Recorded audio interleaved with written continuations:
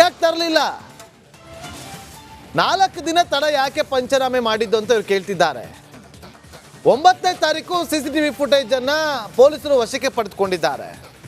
8ನೇ ತಾರೀಕು ಕೊಲೆ ಆಗಿತ್ತು. ಅವತ್ತಿನ ದಿನವೇ ಆರೋಪಿ ಪ್ರದೋಷ್, 17 ಆರೋಪಿಗಳ ಪೈಕಿ ಒಬ್ಬ ಆರೋಪಿ ಆಗಿರುವಂಥ ಪ್ರದೋಷ್ ಸಬ್ ಇನ್ಸ್ಪೆಕ್ಟರ್ ವಿನಯ್ಗೆ ಕರೆ ಮಾಡಿ ತಿಳಿಸ್ತಾರೆ ಎಲ್ಲ ವಿಚಾರ. ಆ ಕ್ಷಣವೇ ಹಿರಿಯ ಪೊಲೀಸ್ ಅಧಿಕಾರಿಗಳ ಗಮನಕ್ಕೆ ತರಬಹುದಿತ್ತಲ್ಲ, ಯಾಕೆ ತರಲಿಲ್ಲ? ಯಾಕೆ 4 ದಿನ ಆದಮೇಲೆ ಪಂಚನಾಮೆ ಮಾಡಿದ್ರು? ಯಾಕೆ 4 ದಿನ ಆದಮೇಲೆ ಆರೋಪಿಗಳನ್ನು ಕರ್ಕೊಂಡೋಗಿ ಸ್ಥಳ ಮಹಜರನ್ನ ಮಾಡಿದ್ರು? ಪ್ರಮುಖವಾದಂಥ ಸ್ಥಳಕ್ಕೆ ದರ್ಶನ್ ಅವರನ್ನು ಯಾಕೆ ಕರ್ಕೊಂಡು ಹೋಗಲಿಲ್ಲ? ಎಲ್ಲ ಅಂಶಗಳನ್ನು ನಿನ್ನೆ ತಮ್ಮ ವಾದದಲ್ಲಿ ಮಂಡನೆ ಮಾಡಿದ್ರು ಹಿರಿಯ ವಕೀಲರಾಗಿರುವಂಥ CV ನಾಗೇಶ್ ಅವರು. ನಿನ್ನೆ ವಾದವನ್ನು ಮಂಡನೆ ಮಾಡಿದ್ದನ್ನು ಗಮನಿಸಿದಂಥ ಪ್ರತಿಯೊಬ್ಬ ಅಭಿಮಾನಿಗಳು ಹೇಳ್ತಿರುವಂಥದ್ದು ದರ್ಶನ್ ಅವರಿಗೆ ಬಿಡುಗಡೆ ಭಾಗ್ಯ ಹತ್ತಿರದಲ್ಲೇ ಇದೆ ಅಂತೇಳಿ. ಆದರೆ CV ನಾಗೇಶ್ ಅವರ ವಾದಕ್ಕೆ ಯಾವ ರೀತಿಯಾಗಿ ಸ್ಪೆಷಲ್ ಪಬ್ಲಿಕ್ ಪ್ರಾಸಿಕ್ಯೂಟರ್ ಆಗಿರುವಂಥ ಪ್ರಸನ್ನ ಕುಮಾರ್ ಅವರು ತಮ್ಮ ಕೌಂಟರನ್ನು ಕೊಡ್ತಾರೆ ಅನ್ನೋದು ಎಲ್ಲವನ್ನು ಕೂಡ ನೋಟ್ ಮಾಡ್ಕೊಂಡಿರ್ತಾರೆ. ಇವರು ಚಪ್ಪಲಿ ಅಂತ ಹೇಳ್ತಿದ್ದಾರ, ಶೂವನ್ನು ಯಾಕೆ ಸೀಸ್ ಮಾಡಿದ್ರು ಅಂತನಾ? ಅದಕ್ಕೊಂದು ಉತ್ತರ ಇರುತ್ತೆ. 4 ದಿನ ಪಂಚನಾಮೆ ಮಾಡಿದ್ದು ಯಾಕೆ ಅಂತನಾ? ಅದಕ್ಕೊಂದು ಉತ್ತರ ರೆಡಿ ಮಾಡಿರ್ತಾರೆ.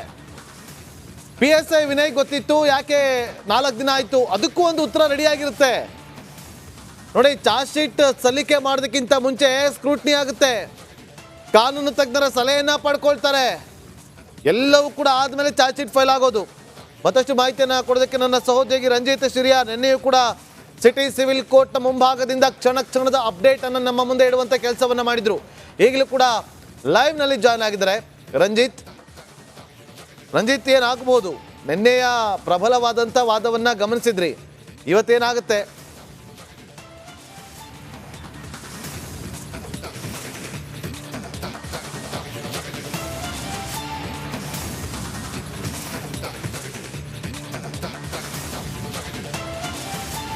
ನಾಗೇಂದ್ರ ಬಾಬು ನೋಡಿ, ನಿನ್ನೆ ನಾವು CV ನಾಗೇಶ್ ಅವರ ವಾದವನ್ನು ನೋಡಿದಾಗ ಈ ಹಿಂದೆ 3 ಬಾರಿ ದರ್ಶನ್ಗೆ ಜಾಮೀನು ಅರ್ಜಿ ಮುಂದೂಡಿಕೆ ಆಯ್ತಲ್ಲ, ಯಾವಾಗ ಜಾಮೀನು ಅರ್ಜಿ ಮುಂದೂಡಿಕೆ ಆಯಿತು, ನಿನ್ನೆನ ವಾದವನ್ನು ಗಮನಿಸಿದಾಗ ನಾವು ಒಂದು ರೀತಿಯಲ್ಲಿ ಅಲ್ಲಿ ಕನ್ಫ್ಯೂಸ್ ಮಾಡೋ ರೀತಿಯಲ್ಲಿ CV ನಾಗೇಶ್ ಅವರು ವಾದವನ್ನು ಮಂಡಿಸ್ತಾ ಇದ್ರು. ಅಂದರೆ ಬಹಳ ಸೂಕ್ಷ್ಮವಾಗಿ ಮತ್ತು ತುಂಬ ಕ್ಲಾರಿಟಿಯಿಂದ CV ನಾಗೇಶ್ ಅವರು ಹೇಳ್ತಾ ಇದ್ರು. ಒಂದು ಸಣ್ಣ ಎಕ್ಸಾಂಪಲ್ ಕೊಟ್ಟರವರು ನೋಡಿ, ಸೆಕ್ಯೂರಿಟಿ ಗಾರ್ಡ್, ಆ ಅಪಾರ್ಟ್ಮೆಂಟ್ನಲ್ಲಿ ಇದ್ದಂಥ ಸೆಕ್ಯೂರಿಟಿ ಗಾರ್ಡ್ನ 164 ಹೇಳಿಕೆನ ನೀವು ದಾಖಲು ಮಾಡ್ಕೊಂಡಿದ್ದೀರಿ. ಆತನಿಗೆ ಕನ್ನಡನೇ ಬರಲ್ಲ, ಆತನಿಂದ ಹಿಂದಿಯಲ್ಲಿ ನೀವು ಟ್ರಾನ್ಸ್ಲೇಷನ್ ಕೊಟ್ಟು ಆತನಿಂದ ಹೇಳಿಸಿದ್ದೀರಿ. ನಿಮಗೆ ಬೇಕಾದಂಗೆ ನೀವು ಚಾರ್ಜ್ ಶೀಟ್ನಲ್ಲಿ ಎಲ್ಲವನ್ನು ಉಲ್ಲೇಖ ಮಾಡಿದ್ದೀರಿ ಅನ್ನೋದನ್ನು ಬಹಳ ಸ್ಪಷ್ಟವಾಗಿ CV ನಾಗೇಶ್ ಅವರು ನಿನ್ನೆ ವಾದ ಮಂಡಿಸ್ತಾ ಇದ್ರು. ಇವತ್ತು ಕೂಡ CV ನಾಗೇಶ್ ಅವರು ವಾದವನ್ನು ಮಂಡಿಸ್ತಾ ಹೇಳ್ತಾ ಇದ್ದಾರೆ, ಚಾರ್ಜ್ ಶೀಟ್ನಲ್ಲಿ ಇರುವಂಥ ಕೆಲ ವಿಚಾರಗಳು ಅಥವಾ ಕೆಲವೊಂದಿಷ್ಟು ಕೀ ಪಾಯಿಂಟ್ಸ್ ಇದಾವಲ್ಲ, ಅಥವಾ ಎವಿಡೆನ್ಸ್ಗಳಿದಾವಲ್ಲ, ಅವೆಲ್ಲವೂ ಕೂಡ ಅನುಮಾನವನ್ನು ಮೂಡಿಸ್ತಾ ಇದೆ. ಇಲ್ಲಿ ಪೊಲೀಸರು ತಮಗೆ ಬೇಕಾದಾಗೆ ಕ್ರೈಮ್ ಸೀನನ್ನು ಸೃಷ್ಟಿ ಮಾಡಿಕೊಂಡು ಆನಂತರ ಸಾಕ್ಷಿಯನ್ನು ಕಲೆ ಹಾಕಿದ್ದಾರೆ. ದರ್ಶನ್ ಅನ್ನ ಹೇಗಾದರೂ ಮಾಡಿ ಇದರಲ್ಲಿ ಅಪರಾಧಿ ಮಾಡಲೇಬೇಕು ಅನ್ನೋದು ಇವರ ಒಂದು ಲೆಕ್ಕಾಚಾರ ಇದ್ದಂಗೆ ಕಾಣಿಸ್ತಾ ಇದೆ. ಮುಂದುವರಿದು CV ನಾಗೇಶ್ ಅವರು ವಾದವನ್ನು ಮಂಡಿಸ್ತಾ ಇದ್ದಾರೆ. 1 by 1 ಈ ಚಾರ್ಜ್ ಶೀಟ್ನಲ್ಲಿ ಇದ್ದಂಥ ಕೆಲವೊಂದಿಷ್ಟು ಸಡಿಲಿಕೆಗಳಿದಾವಲ್ಲ, ಚಾರ್ಜ್ ಶೀಟ್ನಲ್ಲಿ ಇದ್ದಂಥ ಕೆಲ ಲೂಸ್ ಟೂಲ್ಸ್ಗಳಿದಾವಲ್ಲ, ಅದೆಲ್ಲವನ್ನು ಕೂಡ ಹೆಕ್ಕಿ CV ನಾಗೇಶ್ ಅವರು ಪ್ರಬಲವಾದ ವಾದವನ್ನು ಮಂಡಿಸ್ತಾ ಇದ್ದಾರೆ. ಇದೆಲ್ಲ ಲೆಕ್ಕಾಚಾರವನ್ನು ಗಮನಿಸ್ತಾ ಇದ್ದಾರೆ. ಬಹುಶಃ ದರ್ಶನ್ಗೆ ಬೇಲ್ ಸನ್ನಿಹಿತ ಆಗ್ತಾ ಇದೆ ಅನ್ನೋದು CV ನಾಗೇಶ್ ಅವರ ಒಂದೊಂದು ಪಾಯಿಂಟ್ ಅವ್ರು ರೈಸ್ ಮಾಡ್ತಿರುವಂಥ ವಿಷಯಗಳನ್ನು ನೋಡ್ತಿದ್ರೆ ಗೊತ್ತಾಗುತ್ತೆ. ಸದ್ಯಕ್ಕೆ ಇವತ್ತೊಂದು ಖಂಡಿತ ನಿರೀಕ್ಷೆ ಇದೆ ಏನಾಗುತ್ತೆ ಅನ್ನೋದು. ಆದರೆ ಇಲ್ಲಿ ಒಂದಿಷ್ಟು ತನಿಖಾ ವರದಿಯನ್ನು, ಚಾರ್ಜ್ ಶೀಟ್ನಲ್ಲಿರುವಂಥ ಕೆಲವೊಂದಿಷ್ಟು ಸೂಕ್ಷ್ಮತೆಗಳನ್ನು ಕನ್ಫ್ಯೂಸ್ ಮಾಡುವಂಥ ಈಗ CV ನಾಗೇಶ್ ಅವರ ವಾದ ಸಾಗ್ತಾ ಇದೆ. ಸದ್ಯ ನ್ಯಾಯಾಧೀಶರು ಎಲ್ಲವನ್ನೂ ಕೂಡ ಭಾಳ ಸೂಕ್ಷ್ಮವಾಗಿ ಗಮನಿಸ್ತಾ ಇದ್ದಾರೆ ಮತ್ತು ನ್ಯಾಯಾಧೀಶರು ಎಲ್ಲವನ್ನೂ ಕೂಡ ಗ್ರಾಸ್ ಮಾಡ್ತಾರೆ. ಫೈನಲಿ ಅವರ ವಿವೇಚನೆಗೆ ಬಿಟ್ಟಿರೋದು ಜಾಮೀನು ಕೊಡಬೇಕಾ ಕೊಡಬಾರ್ದು, ಈ ಹೊತ್ತಿನಲ್ಲಿ ಕೊಟ್ಟರೆ ಹೇಗೆ ಅಂತೇಳಿ. ದರ್ಶನ್ ಮೊದಲೇ ಪ್ರಭಾವಿ ಮತ್ತು ಈ ಹಿಂದೆ ಸಾಕ್ಷಿ ನಾಶಕ್ಕೂ ಕೂಡ ಅವರು ಪ್ರಯತ್ನ ಪಟ್ಟಿದ್ರು ಅನ್ನೋದನ್ನೆಲ್ಲ SP ಪ್ರಸನ್ನ ಕುಮಾರ್ ಅವರು ನ್ಯಾಯಾಧೀಶರಿಗೆ ಮನವರಿಕೆ ಮಾಡಿ ಕೊಟ್ಟಿದ್ದಾರೆ. ಯಾವುದೇ ಕಾರಣಕ್ಕೂ ಜಾಮೀನು ಕೊಟ್ಟರೆ ಈ ಪ್ರಕರಣ ಹಳ್ಳ ಹಿಡಿಯುತ್ತೆ ಅನ್ನೋದನ್ನ SP ಪ್ರಸನ್ನ ಕುಮಾರ್ ಅವರು ನ್ಯಾಯಾಧೀಶರಿಗೆ ಮನವರಿಕೆ ಮಾಡಿಕೊಟ್ಟಿದ್ದಾರೆ. ಆದರೆ ನ್ಯಾಯಾಧೀಶರು ಯಾವ ರೀತಿ ಇವತ್ತಿನ ಈ CV ನಾಗೇಶ್ ಅವರ ವಾದವನ್ನು ಗಂಭೀರವಾಗಿ ಪರಿಗಣಿಸ್ತಾರೆ ಮತ್ತು ಕೆಲ ಚಾರ್ಜ್ ಶೀಟ್ನ ವರದಿಯಲ್ಲಿರುವಂಥ ಕೆಲ ಕನ್ಫ್ಯೂಸ್ ಮೂಡಿಸುವಂಥ ಅಂಶಗಳನ್ನು ಏನು ಹೇಳಿದ್ದಾರೆ, ಅದು ಶೂ ಬಣ್ಣ ಆಗಿರ್ಬೋದು, ಚಪ್ಪಲಿ ಅಂತ ಹೇಳಿದರು. ಮತ್ತು ನೀವು ಆಗಲೇ ಹೇಳಿದಾಗೆ ದರ್ಶನ್ನ ರೇಣುಕಾಸ್ವಾಮಿಯನ್ನು ಕೊಲೆ ಮಾಡುವ ದಿನ ಅಥವಾ ಆ ರೀತಿ ಆರೋಪ ಬಂದಾಗ ಅವ್ರು ಧರಿಸಿದಂಥ ಬಟ್ಟೆ ಮತ್ತು ತಾನೇ ಸ್ವಇಚ್ಛಾ ಹೇಳಿಕೆಯನ್ನು ಕೊಡ್ತೀನಿ ಅಂತ ಹೇಳಿದ್ರು ಕೂಡ ಯಾಕೆ ಇವರು ಡಿಲೇ ಮಾಡಿದ್ರು, ಸಬ್ ಇನ್ಸ್ಪೆಕ್ಟರ್ಗೆ ವಿಚಾರ ಗೊತ್ತಿದ್ರು ಕೂಡ ಯಾಕೆ ಸಬ್ ಇನ್ಸ್ಪೆಕ್ಟರ್ ಆವತ್ತು 8ನೇ ತಾರೀಕು ದರ್ಶನ್ ಇನ್ವಾಲ್ವ್ ಇದೆ ಅಂತ ಗೊತ್ತಿದ್ರು ಅವ್ರನ್ನ ಅರೆಸ್ಟ್ ಮಾಡಿರಲಿಲ್ಲ, 12ನೇ ತಾರೀಕು ಯಾಕೆ ಅರೆಸ್ಟ್ ಮಾಡಿದ್ರು? ಇದೆಲ್ಲವೂ ಕೂಡ ಅನುಮಾನಕ್ಕೆ ಕಾರಣ ಆಗುತ್ತೆ ಅನ್ನೋ ರೀತಿಯಲ್ಲಿ ರಂಜಿತ್ ಹಾಗೆ ಸಂಪರ್ಕದಲ್ಲೇ ರೀ.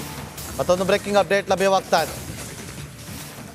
ದರ್ಶನ್ ಅವರಿಗೆ ಜಾಮೀನು ಕೊಡಬೇಕು ಅಂತ ಹೇಳಿ ಸಿ ವಿ ನಾಗೇಶ್ ಅವರು ಪ್ರಬಲವಾಗಿ ವಾದವನ್ನ ಮಂಡಿಸ್ತಿದ್ದಾರೆ. ಚಾರ್ಜ್ ಶೀಟ್ ನಲ್ಲಿರುವಂತ ಲೋಪಗಳನ್ನ ಎತ್ತಿ ತೋರಿಸ್ತಿದ್ದಾರೆ. 9ನೇ ತಾರೀಕು PSI ಪ್ರದೋಷ್ ಕಾಲ್ ಮಾಡಿದ್ರು. PSI ವಿನಯ್ಗೆ ಪ್ರದೋಷ್ ಕಾಲ್ ಮಾಡ್ತಾರೆ. ಸಬ್ ಇನ್ಸ್ಪೆಕ್ಟರ್ ವಿನಯ್ಗೆ ಎಲ್ಲವೂ ಕೂಡ ಕಳಿಸಲಾಗಿದೆ. ಯಾಕೆ ಅವತ್ತೇ ಅರೆಸ್ಟ್ ಮಾಡ್ಬೋದಿತ್ತಲ್ಲ, 4 ದಿನ ಬಿಟ್ಟು ಯಾಕೆ ಎಲ್ಲವೂ ಕೂಡ ಮಾಡಿದ್ದು? ಅಂದ್ರೆ ಇಲ್ಲಿ ಬೇರೆ ಏನೋ ಪ್ಲಾನ್ ಆಗಿದೆ ಅಂತೇಳಿ ಈಗ ತಮ್ಮ ಪ್ರಬಲವಾದಂಥ ವಾದವನ್ನ ಮಂಡನೆ ಮಾಡ್ತಿದ್ದಾರೆ.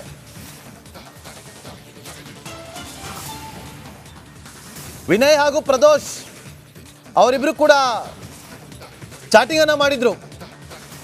ಆ ವಾಟ್ಸಪ್ ಚಾಟ್ ಸಮೇತವಾಗಿ ಚಾರ್ಜ್ ಶೀಟ್ ಅಲ್ಲಿ ಉಲ್ಲೇಖ ಆಗಿತ್ತು.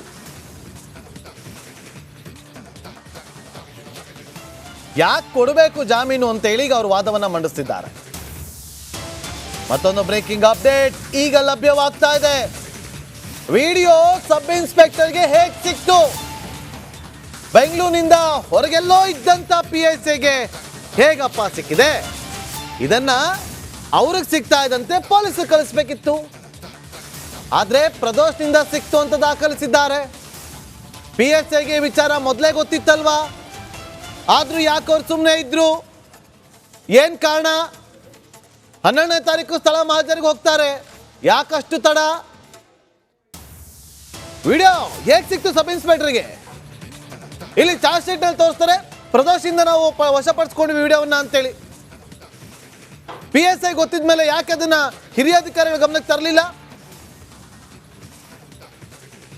ಎಲ್ಲವೂ ಕೂಡ ಇಲ್ಲಿ ನೋಡಿ, ವಿನಯ್ ಸಬ್ ಇನ್ಸ್ಪೆಕ್ಟರ್ ಹಾಗೆ ಪ್ರದೋಷ್ ಆರೋಪಿ ನಡುವಿನ ಚಾಟ್ ಎಲ್ಲವೂ ಕೂಡ ಈಗ ಉಲ್ಲೇಖ ಆಗುತ್ತಲ್ಲಿ. 100% ಅದನ್ನ ಪ್ರಸ್ತಾಪ ಮಾಡೇ ಮಾಡ್ತಾರೆ.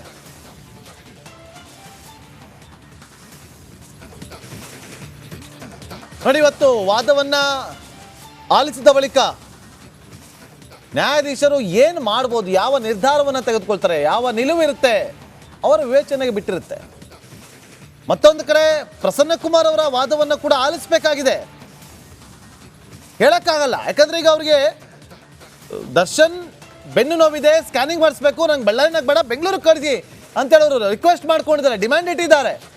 ಈ ವಿಚಾರವನ್ನು ಕೂಡ may B C V Nagesh ಅವರು ಪ್ರಸ್ತಾಪ ಮಾಡಬಹುದು. ಮತ್ತೊಂದು ಬ್ರೇಕಿಂಗ್ ಅಪ್ಡೇಟ್,